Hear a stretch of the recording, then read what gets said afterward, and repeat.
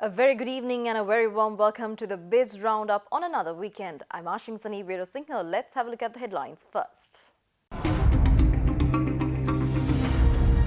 Appropriation bill for the next year to be presented in the Parliament in October. Stock market embarks on digitalization enabling end-to-end connectivity. Country's exports and remittances are on the developmental track, State Minister assures. News in detail. The government plans to present the appropriation bill for 2021 in Parliament in the second week of October. Thus, the cabinet approval was granted to the proposal made by Prime Minister Mahinda Rajapaksa as the finance minister to draft the appropriation bill. Accordingly, Prime Minister Mahinda Rajapaksa, under the capacity of the Minister of Finance, has tabled the policy framework to the Cabinet of Ministers to be followed in preparation of the budget for the year 2021. Meanwhile, it was noted that the resources should be allocated for realizing the objectives mentioned in the Gazette notification published in relation to entrusting subject areas to the ministries and the state ministries. Moreover, the cabinet proposal has mentioned that special attention must be given for the goals of providing drinking water to all, implementing the program for renovation and improving of 100,000 kilometers of roads, and giving priority to aquatic resources and irrigation sector.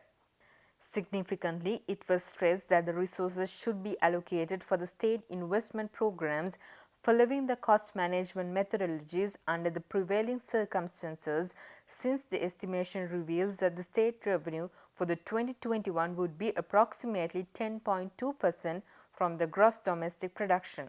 The bill has shown the importance of achieving more productive results while engaging lesser amount of resources. Marking another milestone of the Sri Lankan stock market, Colombo Stock Exchange has gone for digitalization of all stakeholder touchpoints, enabling end-to-end connectivity via electronic devices. In marking this landmark, a special market opening ceremony was held by the Securities and Exchange Commission of Sri Lanka and the Colombo Stock Exchange under the patronage of the Prime Minister Mahinda Rajapaksa last Thursday.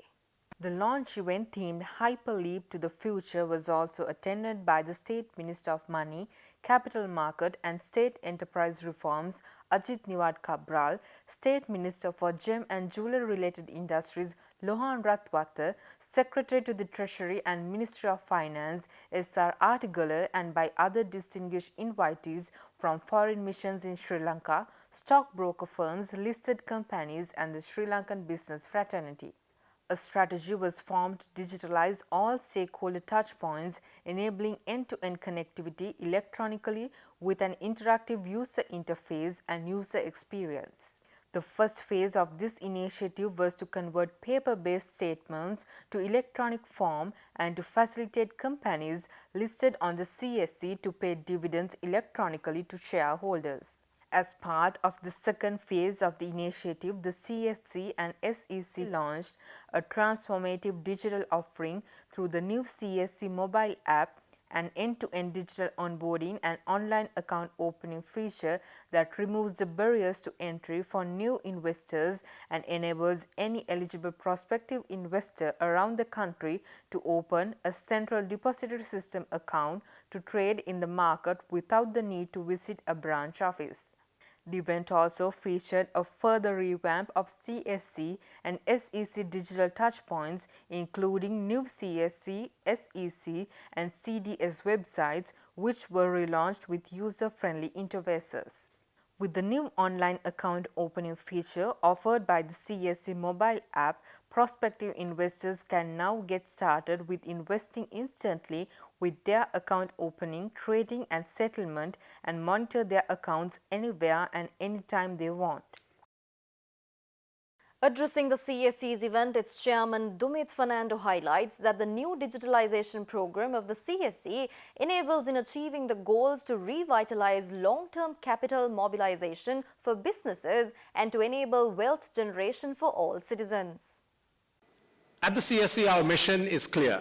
Our goal is to revitalize long-term capital mobilization for businesses and to enable every citizen of this country to generate wealth through the Colombo Stock Exchange by providing a trusted venue for trading and depository services. Now, if we are serious about enabling wealth generation for every citizen, there are three things we need to do. Make it easier for citizens to learn about and access the stock market. Make it easier and more efficient for transactions to take place end to end. And number three, to make it cheaper for everyone to do all of the above. The digitalization of the CSC does exactly these things. With the new digitalization app, users will be able to open an account at the Central Depository System, or commonly known as the CDS, as well as with the stockbroker in a matter of minutes. And they will be able to start trading within an hour. This is groundbreaking. In addition, trade settlements, including sending a trade confirmation as well as payment settlements, can be done entirely online. State Minister of Money and Capital Market and State Enterprise Reforms Ajit Niwad Cabral said that it is necessary to have faith in a turnaround of the economy since the sectors such as exports and remittances are already on the developmental track. State Minister Cabral made these observations addressing an investor forum titled 2021 and Beyond, organized by SoftLogic stockbrokers last week. I think we got to also look back in the last few months and look at the current situation now. And if you look at the current situation now, we see a situation where our exports have come back to near normal. That's an enormous statement as far as our country's economy is concerned, because we are back to near normalcy and the numbers are not lying. Number two, we find that the remittances are also back to normal. So our plus side, we are getting money in, and that's a very important part of our external account. Third part is our tourism is still at zero. There's no new money coming in. And as a result of that, we have a shortfall. But to some extent, that is compensated by the lower oil bill. So our external account now actually is not as bleak as it was in the first 3 months of COVID. Soon we'll be able to open out, perhaps the airport. I'm not saying soon in the normal sense. It may not be next week or the week after, but at some stage or other, the world will come back to normal. So at that stage, it will open. Stay tuned for more news after this short break.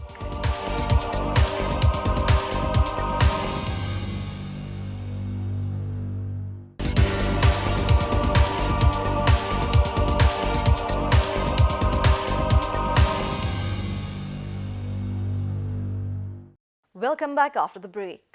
President Gotabaya Rajapaksa has instructed the officials to complete the construction of 100,000 kilometers of rural roads by 2024 and connect them to the main road network.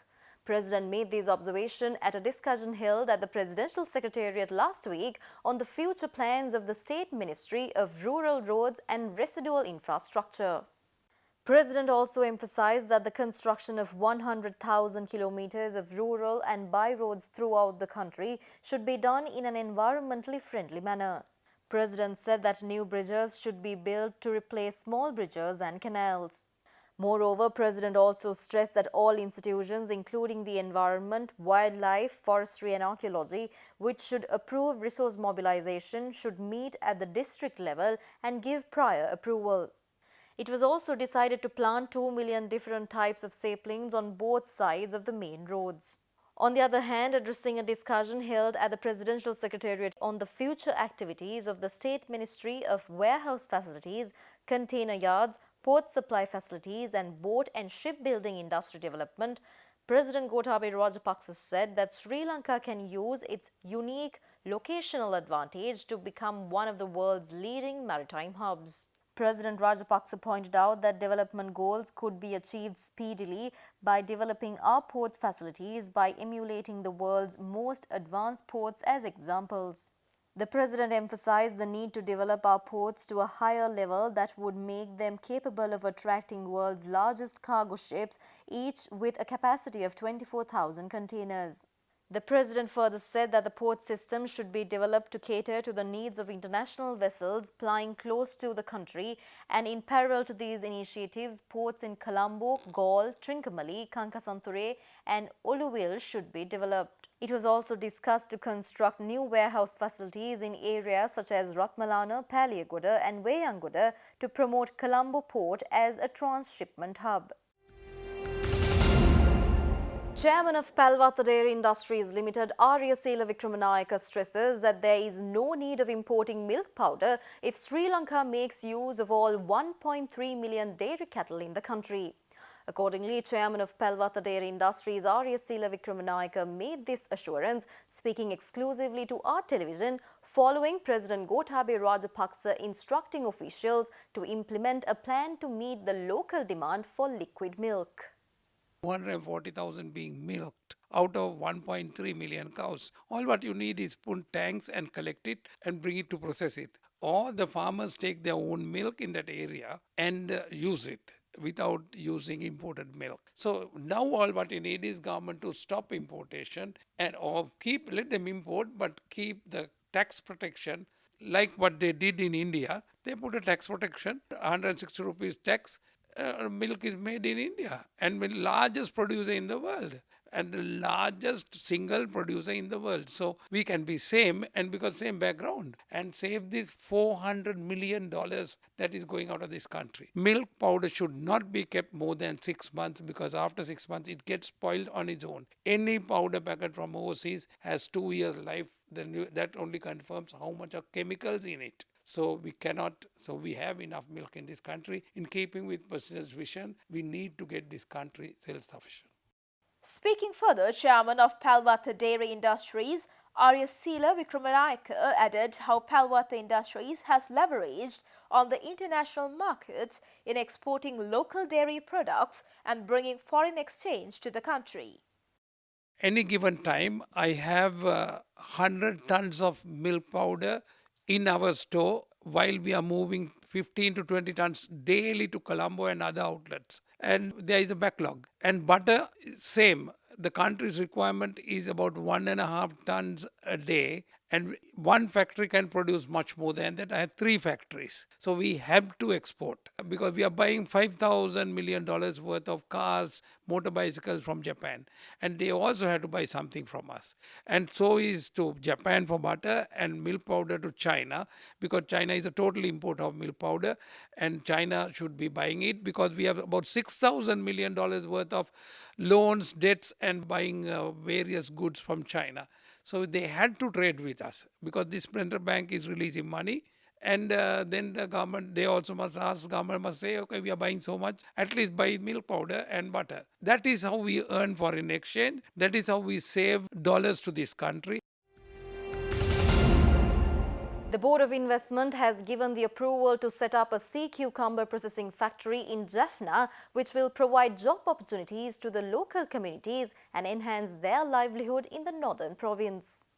Accordingly, the BOI has signed an agreement with Sugandh Seafood Private Limited to set up a sea cucumber processing factory for export market. The project, with an initial investment of $1.2 million will be set up in Jaffna. The agreement was signed on behalf of BOI by its chairman Susantha Ratnayaka and on behalf of Sugandh Seafood Private Limited by its managing director Aravindan Suganthaseelan. The product sea cucumber is harvested mainly in the north and east sea belt by specially trained divers in the seabed and is processed to be in the dried stage in the state-of-the-art factory which will be established in the Jaffna Peninsula. Managing Director Suganthaseelan said that the company focuses on strict adherence to the government norms, eco-conscious methodologies, transparent business practices and on the time delivery. The Gazette notification on suspending the landing and parking charges at Mattal International Airport for 1 year has been issued as a step to attract international planes to the Mattal International Airport. On international flights, the standard landing charges are based on rate of $4 per metric ton. The parking fee of the planes is 10% of the landing fee. In addition, the government has decided to waive off the export tax levied at the Mattal Airport for 2 years. Moreover, it has been decided to offer a discounted rate for ground service at the Mattal Airport since ground handling fees at Sri Lankan airports are higher than other regional airports and that is an obstacle in attracting international airlines to Mattal. The government has also decided to provide fuel under subsidized prices for flights arriving in Mattala, and Minister Prasanna Ranatunga says that discussions have already been held with the Ceylon Petroleum Corporation in this regard. Minister Prasanna Ranatunga states that all these concerted steps will be taken to transform the Mattala International Airport into an active airport, along with developing it as the second international airport in the country within the next 6 months. We'll be back after a short break.